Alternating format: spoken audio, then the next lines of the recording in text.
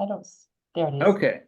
So we're going to go over Google Forms for summer library program tracking, surveys, and what else was it? Event registration for libraries. So I'm going to go ahead and share my screen here.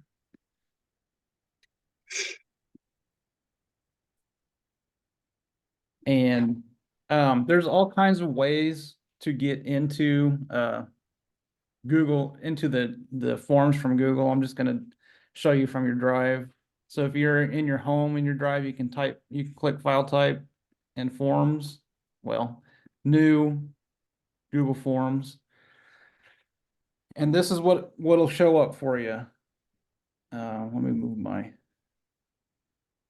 window here so I can see it. So one thing that you'll want to do if you want when someone's done filling out a form, they get an email verification, you'll want to go into the settings or settings here and responses, manage how responses are collected, and collect email addresses and click responder input. And then you should be able to, you shouldn't have this because you won't have a Google Workspace account, but then it should send an email to. There it is. There it is, always. Okay, so we're going to start with summer library program tracking. And this is a little bit complicated because Patty did some research and found out we have to do something for COPA, which is, what is it, Patty? It's Children's Online. What is it? Does it say in here? Children's Online Privacy Protection Act. Yes. Okay. So let's just name the form here.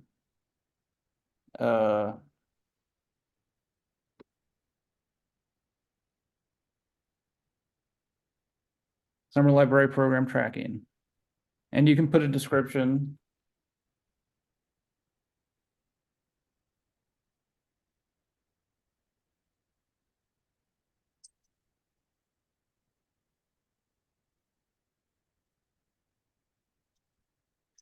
Okay, and so one thing is you want to be careful about how you make your questions.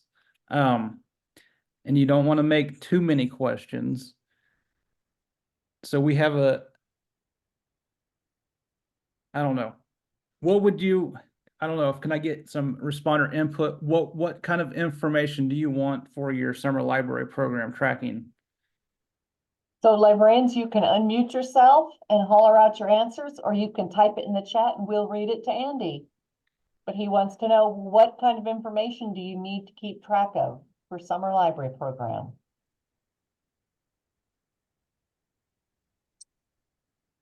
I would say I probably want, oh, go ahead. Oh, if this is a tracker for reading progress, like you said in the comments, the title of the book would be something that Okay. should be answered. So that goes to the COPA issue. If we assume we want the user's or we want mom or dad's email. We don't want the kid's email. We want mom or dad's email for this email address. And you can put that in the description. Whose email that you want. We want probably at least the first name of the child so that it can be differentiated from other people who have the same name. So I'm going to put the first name.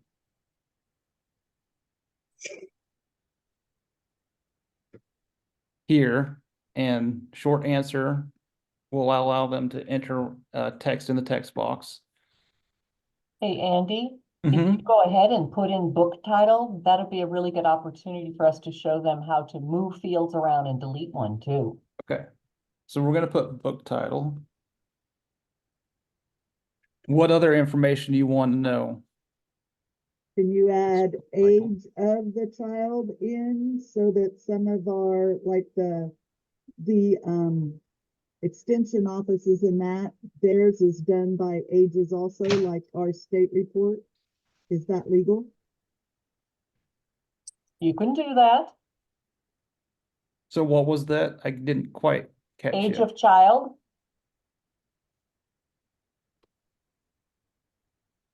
Okay. What? Can we also put something besides just the, I mean, some of my kids are older and so they don't just read like a book, they're into chapter books. How could we do that? Okay. So we have other options instead of book titles. We can do, instead of book titles, we can ask, how many books did you read?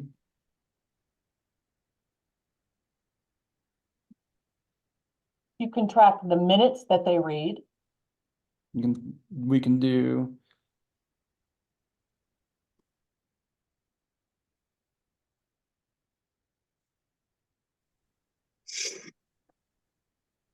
And there was one other one. It was the number of pages read.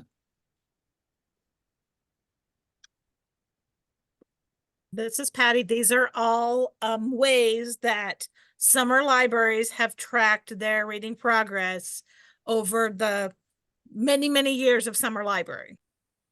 And instead of doing their name, could you do their library card number? We'll get to all of that. Okay. I don't know. Okay, so what else is there anything else that is required that you think would be required for a summer library program tracker? What do we care? What kind of information are we looking for? We're looking for a way to identify the individual and how they read. And I don't believe there's anything else that you really need. And the So shorter, go ahead. Andy, this would be the same information that they would record on a paper chart. It would be the child's name, age, how to get a hold of the parent, which we have an email, and how they're tracking. So this matches what a paper chart would look like. Okay. So let's get into the COPA notice real quick. Gail has written up a COPA notice where we would want to link this information into our form. It's basically saying that we know that you know that we're collecting information for children who are under, what is it, 13 years of 13. age. So this is just a cover your butt kind of document. Because it's not a law per se, it's a rule. And someone could go after you if you didn't inform them that you know that you're gathering information. So in order to link this, you can insert a link directly from in your form. So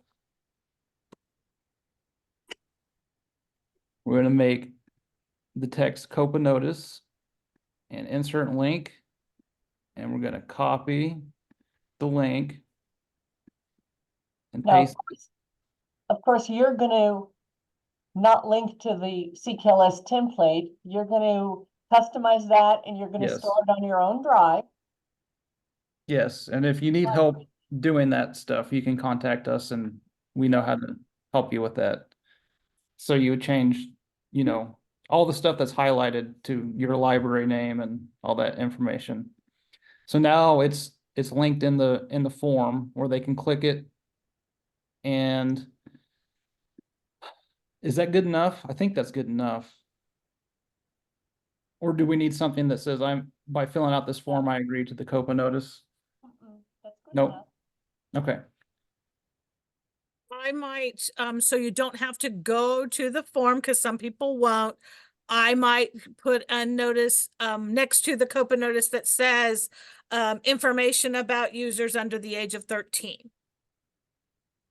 Because that's what we're used to seeing at the end of whenever you sign up for something, is this user under the age of 13.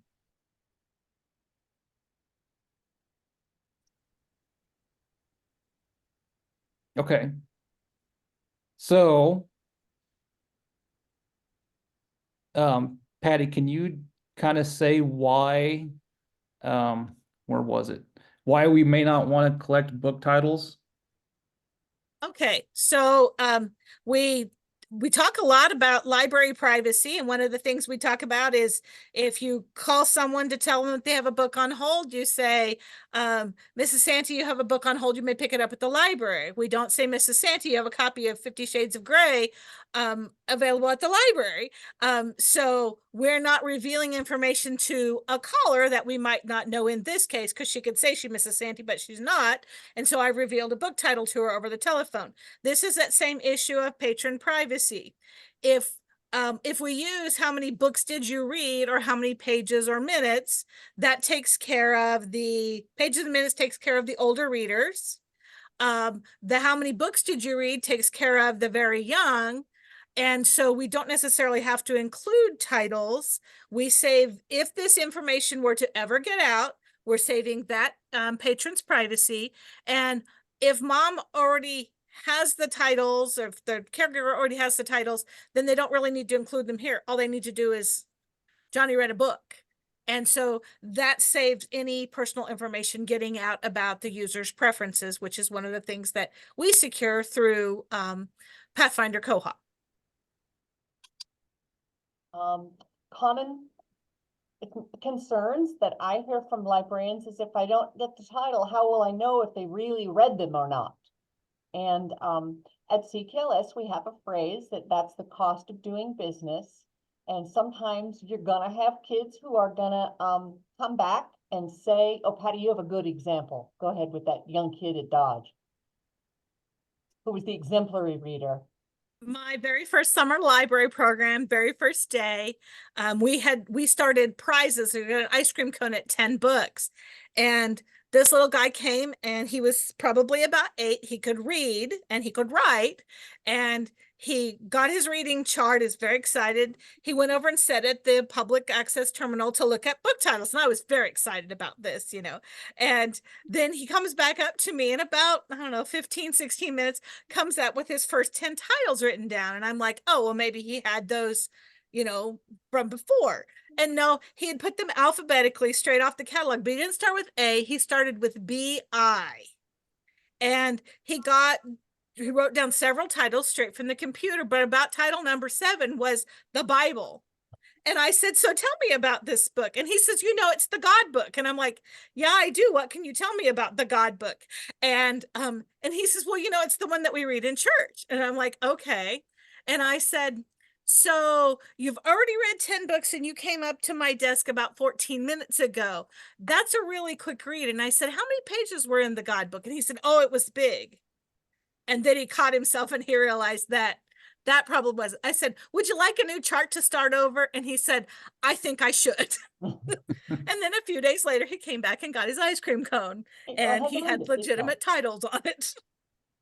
Yeah, you're always going to have some kids or even some parents who try to game the system, and that's just the cost of doing business, because that's going to be your rare person. Thank goodness. So you have to look at it in terms of this. If a child reads something, whatever that is, even if it happens to be a public access terminal to write down some titles, they've actually read something. And we have to remember that summer library is about more than reading. And if that child works the system, they've at least attempted to do it in the right way. Actually, I have a bigger problem with the parent who works the system, but I can't do anything about that because they're the grownups, have to live with their conscience, and someday they'll be the parent doing the same thing. Hey, Andy, how do you delete a question that you don't want to have in there? So that's what I was just getting ready to show you. So if you select the question that you decided, well, I don't want this, or I want to move it, you can move it by hovering over these six dots and drag. So you can reorder the questions. And if you decide, oh, I just don't even want that question anymore, there's the delete button right there. And show them how to make a question mandatory. Okay. So if we want to make the first name of the child a mandatory response, there's this check for required. And that makes it a required, they cannot submit the form unless that has something in that text box. And on the form that you're filling out, that will have a red asterisk on that field, so you know that you have to fill in that Yep. field. If you Mhm. don't, when you get to the bottom, it will tell you have unfinished fields. So, and this brings up another thing. If we have how many books did you read, or how many pages do you read, or how long did you read for, you can't make all of those required, because then if they didn't keep track of two of the three, then they can't fill that out. So Right. these would be non-required answers, and they could just pick the one that they used. Or you can, as a librarian, just pick which one you want everybody to use and go from there. I like Yes. choices. So what about this age of the child question? I think, to me, that's more information than I would want to be responsible for. But I don't know how other libraries do their summer reading or library program stuff. Do they do it by age sometimes? Their prize drawings might be by age. So, I would say this, if you are guiding a reader to the online tracking form, you may have a chart that allows them to count time or count number of books. But in this case, I would prefer that you just leave the options available unless you've made a universal decision. Mhm. Because this form works for your older reader who tracks time and your younger readers who tracks the number of books, because a 32-page picture book is a whole lot different than a Harry Potter. Leaving all the options available, because you do have the unique identifier of the child and the parent email. I would not, if you're guiding someone here, you're ready to make this step into electronic and you don't have the concern that you might have had with paper. I personally had a problem with paper in my early consulting years when I walked into a library, and not only was all of this information here, but also the child's address, parent name, and telephone number were all sitting in a box where anybody could have gone through those pieces of paper. And so unless you make a universal decision that everybody's doing it the same way, leaving the option seems the best, so you can have the same form for every user. So instead of age of child, could you do something like color codes for age ranges and say what age range are you in? Yes, yes. That That would sounds be, perfect. Can you show us how to do that? yes, You so give him instead the of age age of the ranges. child, we'll do how would you call um It would do 0 to 5. well, I don't want to actually have Right. age Okay. ranges But in so you there. would have 4 different colors. Right? Uh Well, you might just put reading group. there you go. And then, so we'll just make it basic, but if you're going with the adventure theme, you could call each different reading group by age a different, like you're the tigers and you're the lions and Yeah. you're the koalas or whatever you are, but yeah, you can choose that. But you'd have to have that qualifier up there somewhere in your description, if nothing else. Yes, Because I don't know that I'm a tiger. I'm always a lion, so there it is. So the reading group, so to change the question type, right now it's a short answer. You can do a checkbox and you can say, what options? Bears and dinosaurs. Well, no, everybody will want to be a dinosaur. Ah.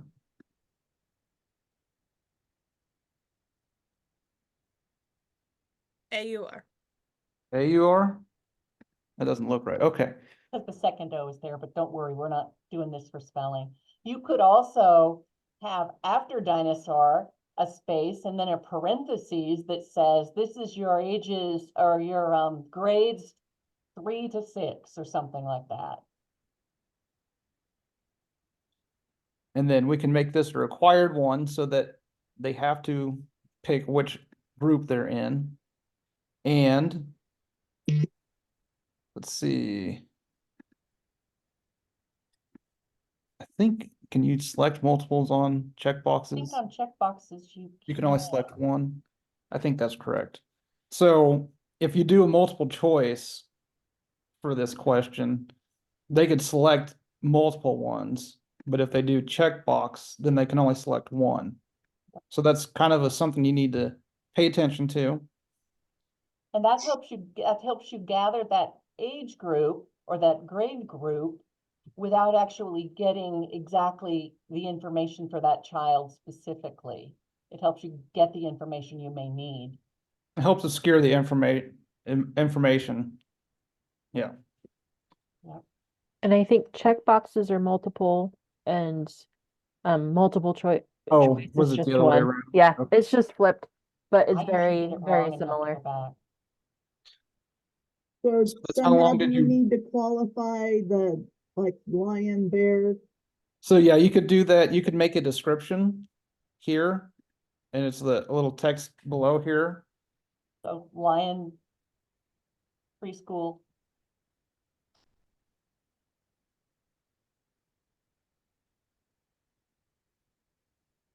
Like that, and you could do that for each category.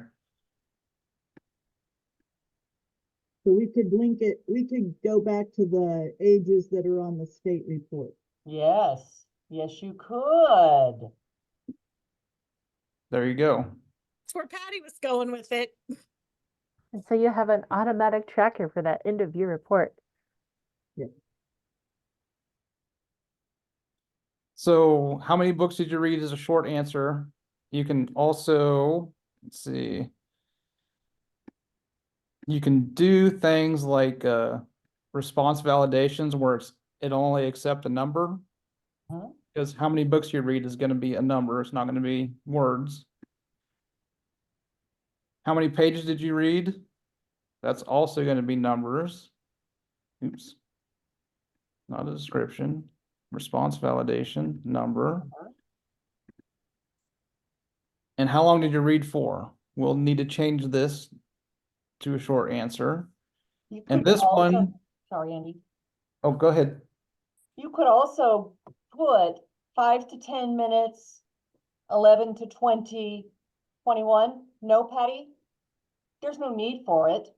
Because I assume that mom is not going to want to do this every time we read. We're going to do this once a week, and this is going to be, 1 hour and 20 minutes is what they're going to fill in. Yep. So I would leave how long did you read for as a short answer. That way they can enter Yes. however they're keeping time, if they're doing minutes or if they're gonna do hours and minutes or whatever. And that should be it for a summer library program tracking form. And we can, Almost, oh, almost. Go ahead okay. and look at it. Let's look. We have an email, we have the name of the child, what reading group they're in, how many books, how many pages, or how long did you read for? Mhm. Can you do something in there about attending events of the week or something? Did you attend a summer library program event this week?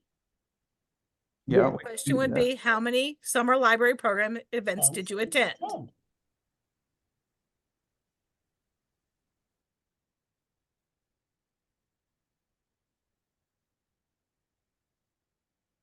And where would you put that in the order here?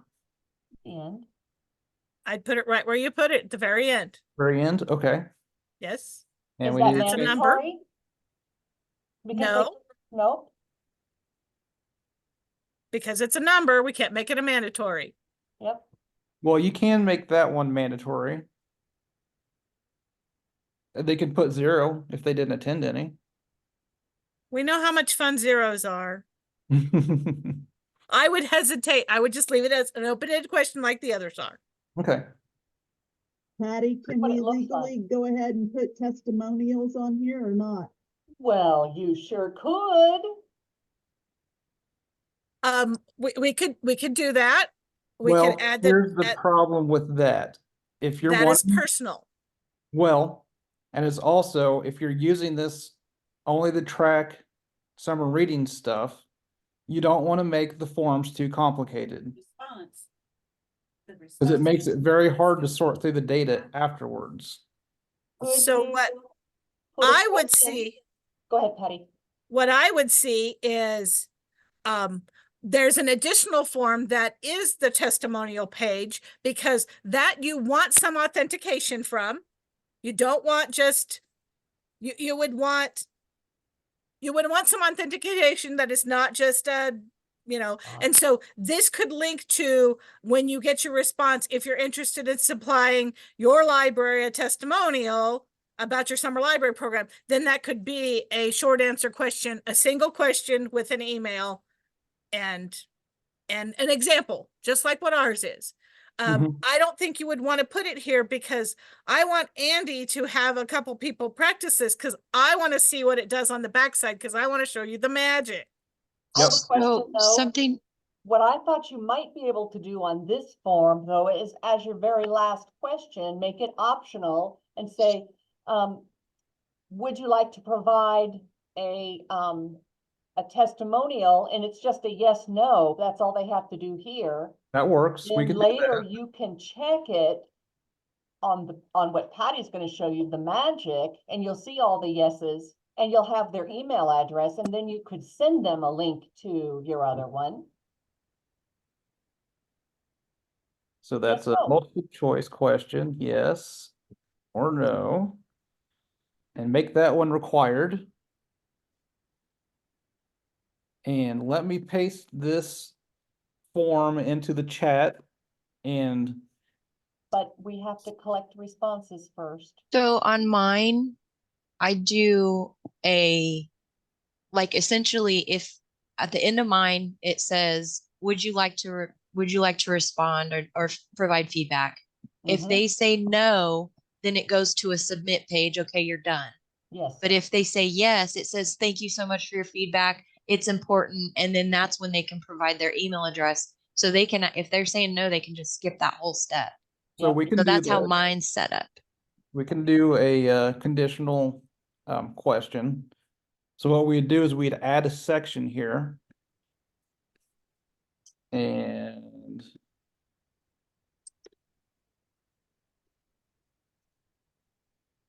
add a question.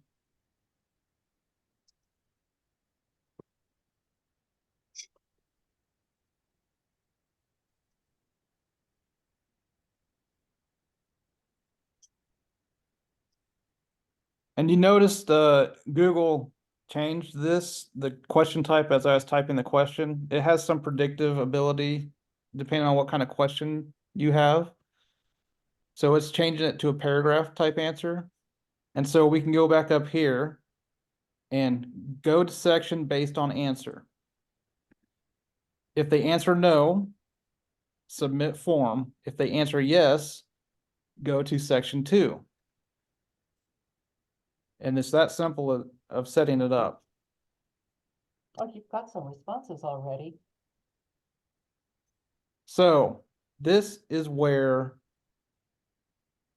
it's much easier than handwriting all this stuff out for your patrons or having a clipboard where they fill out the information and it's open to the public. So you can view the responses in a spreadsheet. And here you can see people are entering their information. Someone read 785 pages. Or, okay, this is a 125. Is that a minute and 25 seconds or is that an hour and 25 minutes? It's an hour and 25 minutes.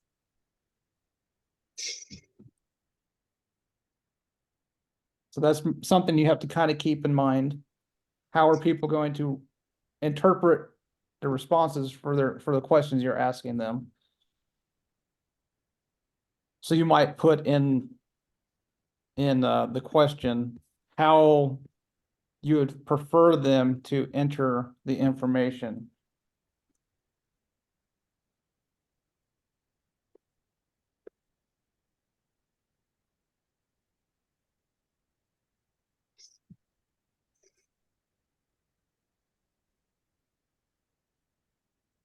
So here you can see all the information is already entered for you. You don't have to do anything after the form's set up, as long as people are using it. And there's your Andy, testimonial. if I wanted to see how all of my bears are doing, how could I put all the bears together? Okay.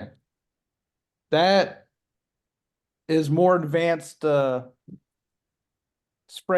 work.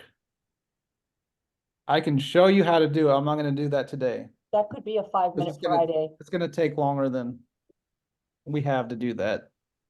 I think the other thing that we need to learn, I'll talk about it when we go back to the page, but go ahead and click on the link in the chat and fill it out, and you can see your stuff pop up right there.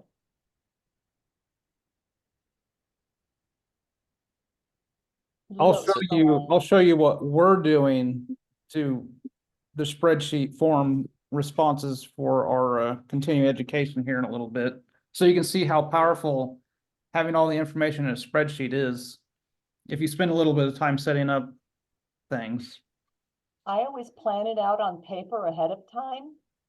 And, or have have the form that we've used forever on paper and then make it in, with a Google form, and it works just really well. The nice thing is that, anybody with a device can fill it out, and that's really handy, especially for those kids who's might not be able to make it to the library, but who are still doing the reading at home. That way their information gets tracked. Can we go back to the form itself? Mm-hmm. One of the other things you can do on this form, so right there on the CCALS SLP tracking, you can put a picture there in that box. You can do all kinds of things. It's real fun to embed a picture, but that's a 5-minute Friday. So you can take some of the artwork from the CSLP manual and pop it in there, and it looks fancy all of a sudden. Okay, so to disable, Michael asks, how do you turn off the form if you don't want people to respond to it after a certain day? So if you go to responses, so we were entering or making the form in questions. If you go to responses, it's usually set to automatically start accepting responses. Mm-hmm. And you just uncheck that toggle and it stops accepting responses, and you can put in a personalized message if you want to here. But the default is this form is no longer accepting responses. Now, what if mom says she did it, she submitted the form, but she forgot what her kid read, which titles her kid read, or however number of books, and the kid wants to print it off and put it on their bulletin board. So you can go to individual responses, and if you know the email address of the person who sent it to you or who's asking that question, you can click on that, and then you can print off this form. individual form. And because they might enter it multiple times, you probably have to go through and, check. Yep, find them both times. Find them all, yeah. Any questions about that? I know I kind of went through that kind of fast, but the main thing is thinking about how you want to ask the questions. It's really simple, but you can kind of get yourself in a bind if you're not careful about what kinds of questions you're asking and how you're expecting the people to respond. At CCALS, we have a good rule of thumb, is that when we're asking information, we already know what we're going to do with it. We just don't ask questions because we're curious. We need this information for a specific reason.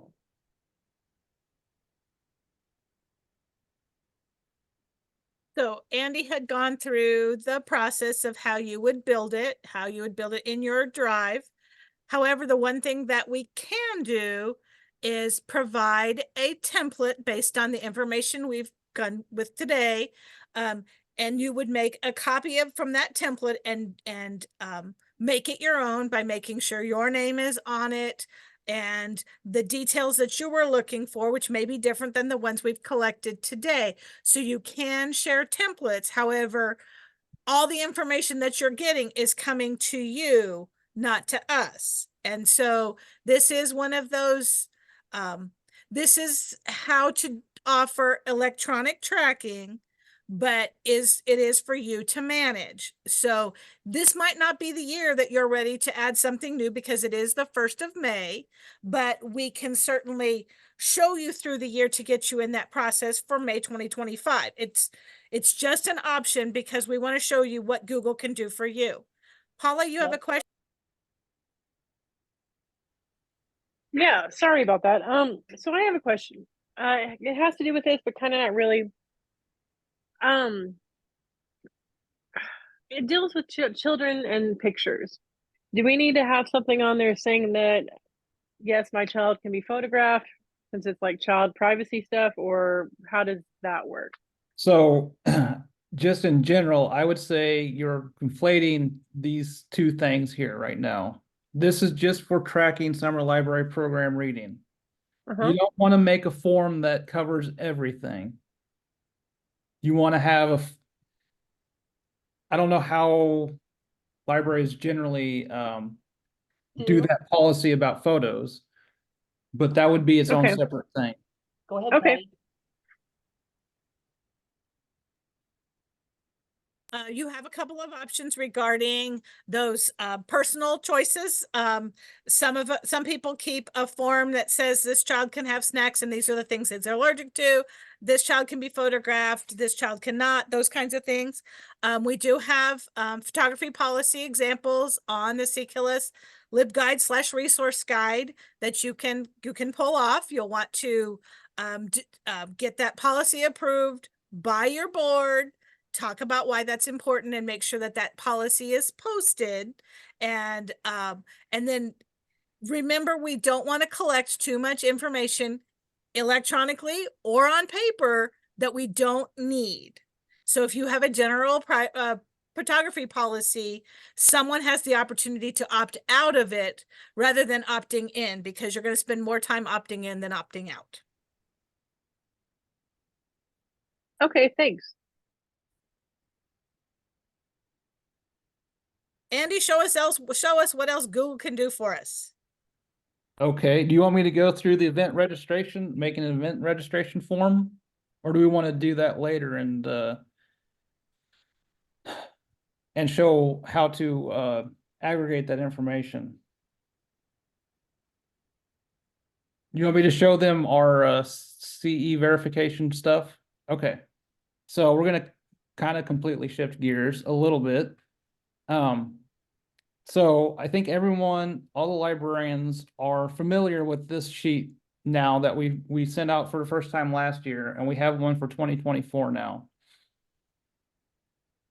And I can send you a link to this real quick in the chat if you want to view it on your computer. So what I've done this year is the CE verification from last year was a hot mess for us to manually enter all the information. We were collecting all the information, but we didn't have a good way to sort it out. So what I've done is I've made a spreadsheet that's pulling information in from the CE verification form, which I'll show you here in a minute. And I'm sorting it by library.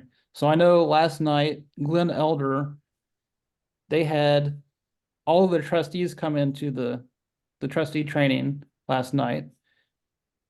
So it shows the number of staff events that they've attended and the number of CE events the trustees have attended.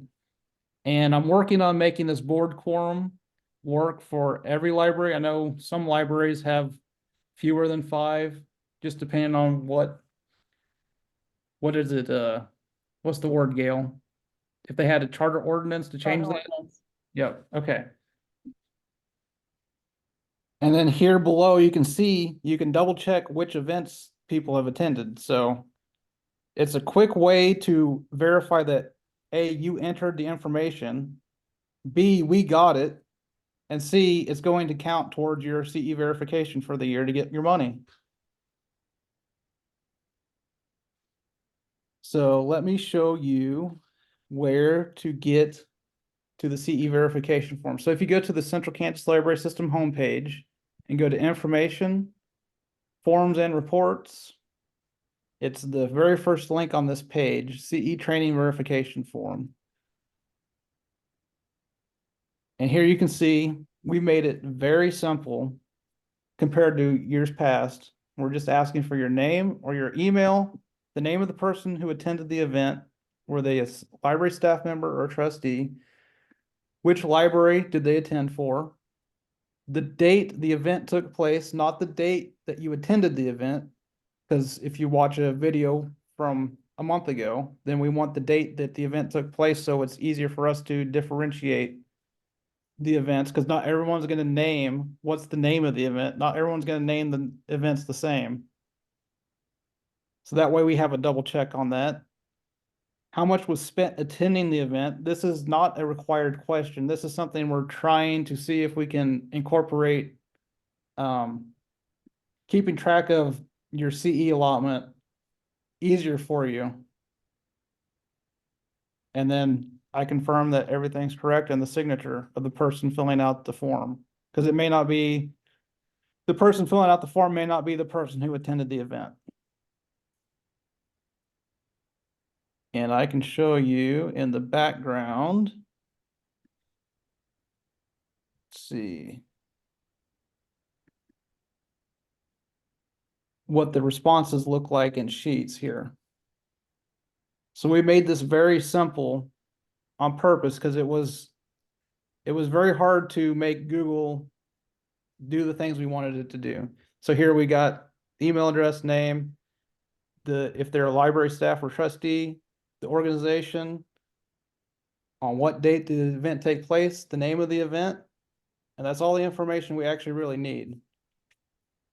And so what I did in this tracking form is we're pulling information with this formula for the name, the position, the date of the event, and the name of the event. And it's automatically pulling all that in. And then what these here are doing is they're counting how many positions say library staff on them. There was 2 here, and it says there's 2 here. This one is a little bit different for trustees. Trustees have to, the quorum of the board has to attend. So we can't have one trustee attend 5 events and that counts because that's not a quorum of the board. So we're checking if they're trustees and the names. We're just counting each name one time. So you can see Beth Halling here is in twice, and there's 8 trustee events, but there's only 7 up here because it's only counting Beth once. So you can see how once you have the information, you can manipulate this data to get all kinds of information very quickly without having to sit there and, do it by hand on paper or stare at, let's see, stare at this information, especially when you have, hundreds or thousands of entries. It's just not good time spent going through all that stuff. So Andy made a couple of really interesting points as he was talking through this process. The first thing he said was, it was really hard for us to tell Google what we wanted. And that's why a few moments ago, Gail says she starts with a piece of paper and kind of draws out what she wants her form to look like. Because again, we ask the questions, what information do we really need to collect? And yes, we've been working with this pretty much the same Google attendance form for all the years we've been using this. And, there's over 3,000 entries for last year. And we're already in the hundreds now. And so, yeah, when you have that much information, you have to figure out a better way. And then when Andy was showing you how he was correlating data, now this is the advanced class of Excel. We're going to teach you in some 5-minute Fridays and perhaps another Excel session to just be able to do some basic sorting. If Excel is not your friend, that's okay, because we're only going to teach you the basics that you really need to know. Some of you are going to be able to do the Andy stuff, but Patty and Gail, not necessarily. That's Andy and Liz's and Michael's world, and they like it and they're happy, and that's good because we found someone with that talent. So don't be afraid of Andy's beautiful red string that popped up there and he was pulling this and that, because that's not what we're going to teach you unless you're ready. Well, and to go back to Tuesday's thing with ChatGPT, that's what I've been using to make these formulas. I know what I want it to do.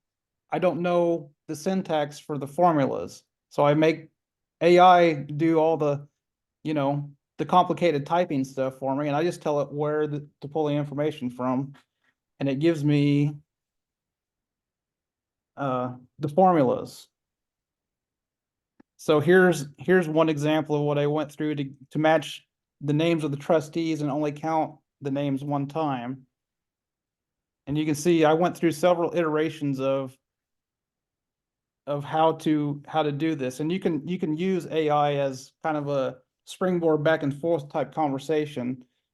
So I had an error where I was getting 1 when there was no matches. So I told it, and I went back and forth. I'm still getting the output of 1. And then it changed its approach to this, which I copied and pasted and said that works, is perfect. So I love it that you thanked it. oh yeah. So he had a conversation with a computer to find his answers. And we have to remember that our smartphones are smarter than what launched the rocket to the moon. And now Andy's having a conversation with a computer to find an answer he needs. I mean, we do not, just the world we live in is amazing. It is. Okay. Anything else? What else? Oh, do you want me to show them the YouTube channel? Or do you want to stay on this for a little more? Show them where all these recordings go if they don't know, please. Okay. So we have a YouTube channel.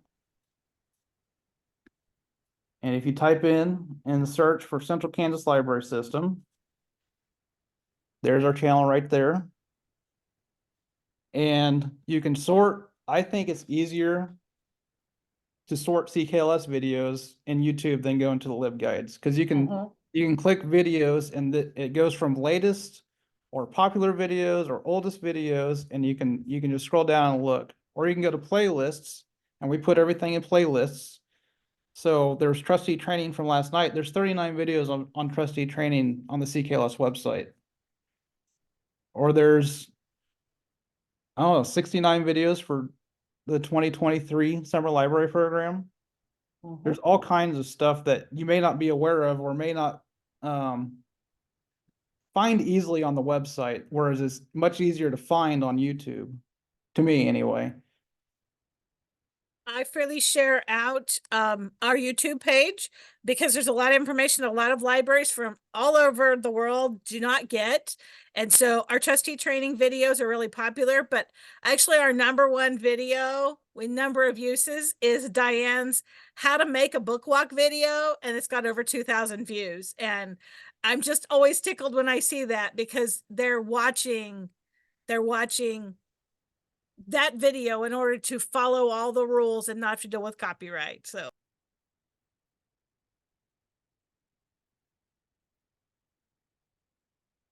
Anything else? Any questions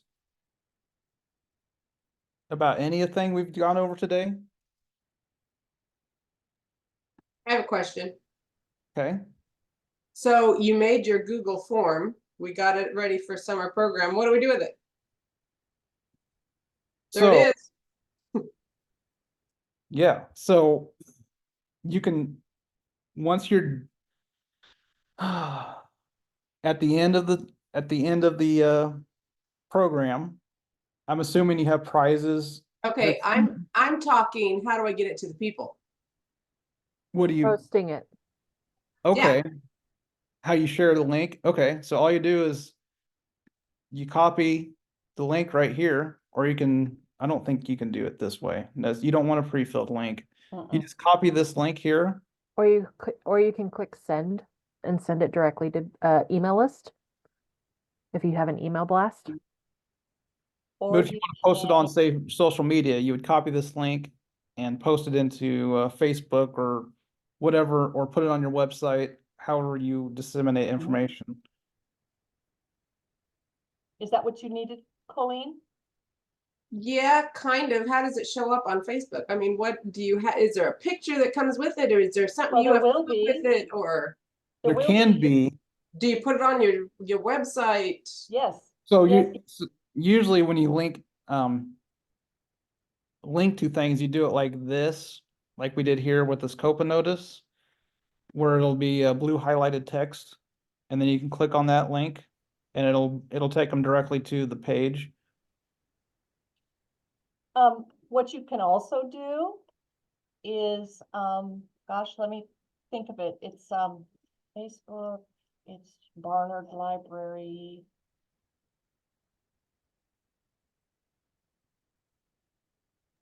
I like to use QR codes on my flyers, the That's ones what I that was hang just up in gonna the grocery see if I could stores. show them that. Come on, it's here somewhere. Can I share my screen, Andy? Yeah, let me in mine here. Looks like I can. There you go. Oh, I Sorry. need to make you a co-host here real quick. Yeah. Let's see if I can There you find go. it. Okay, let me. Well, of course, I can't find it now. There it is.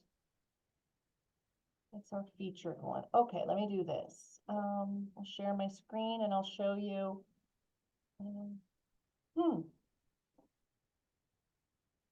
That's weird. It won't let me do it. I have to go through system settings.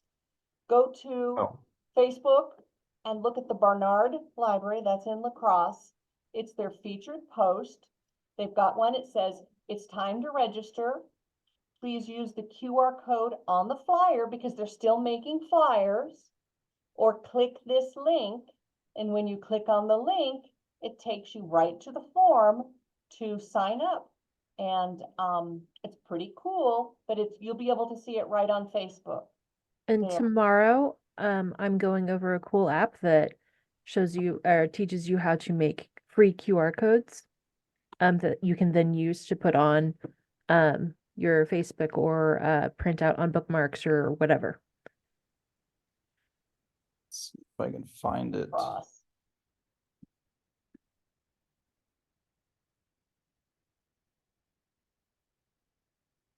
It's okay. Probably because I'm not logged into Facebook. Yes.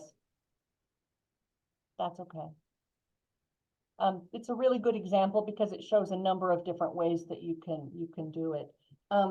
Danielle, if you've done it, it'd be awesome if you could share a link to it in the chat or send it out on the Google group so we can all see it as examples so we don't have to start from scratch. Let me find.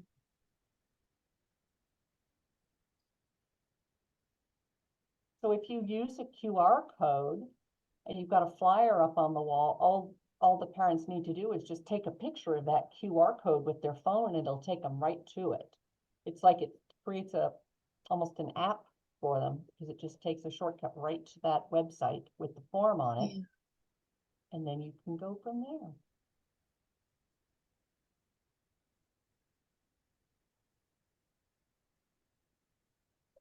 I can't find mine.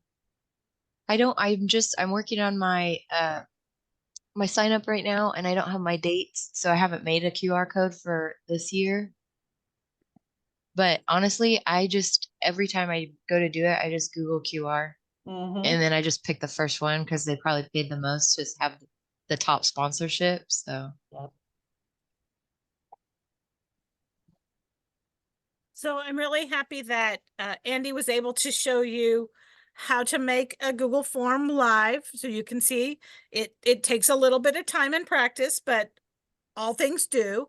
And, you know, you can do the same thing for collecting information if you have to do registration for a program because you're serving a meal, just like what you do when you register for a CKLS event. Or you might do registration because you're painting and you need enough painting supplies and you can only accept 20 registrations. So you can set it to turn off after 20. So those are little tips that we can teach you how to do. We find that there's a lot of things that you can ask the internet and it will tell you how to do it. So if you get stuck and you're trying to do something, don't hesitate to reach out to CKLS because we'll help you work through those steps. If we don't know right off the bat, we'll do the research and work with you to find those answers because it's all information that we need. But we realize now that you've been filling out Google Forms long enough, but many of you have never made one.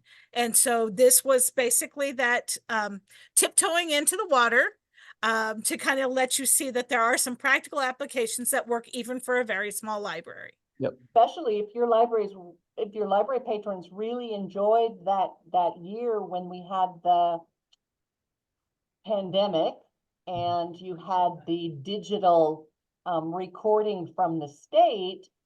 Some libraries have continued to purchase that or have purchased the much more expensive bean stack. Well, here you've got an option that fits every library budget because it doesn't cost anything but a little bit of time. We want to thank you all for attending with us Oh. today. Tomorrow will be the final day of Tech Week. We will be doing cool apps, the fun game ones, the educational ones, and even some things that are useful for your life. So it'll be a little lighter than the last couple of days have been. But please don't forget to visit the CKLS YouTube channel if you missed out on Philip Carter's AI on Tuesday. It was phenomenal. It was a lot to take, but it was phenomenal. And then last night, Andy, Michael, and Gail did tech topics for trustees, and that did include the CE verification that he showed you today, as well as a tour of the LibGuides, which are our resource guides, and the online app for the Pathfinder Central Koha library computer system. So those were what was covered earlier this week. We do want to thank you for taking time to join us. Don't forget that we will, all kinds of electronic noises. Don't forget that May 22nd is the CKLS Full System Board meeting. There are two registrations, one for the morning session that is creating a culture of yes at your library and community. That is the morning session from 10 to 11:45. And the Full System Board meeting begins at 1:15. If you are not able to attend, please make sure that your proxy has submitted the form or make sure that's in my hands before the gavel taps at 1:15 on the 22nd. If you can't find a registration, if you have a question, don't hesitate to call Lacey Steffen here at CKLS. We're so glad to have all of you. And CKLS people, after everyone leaves, I need you to hold on for just a second. But hold on just a minute.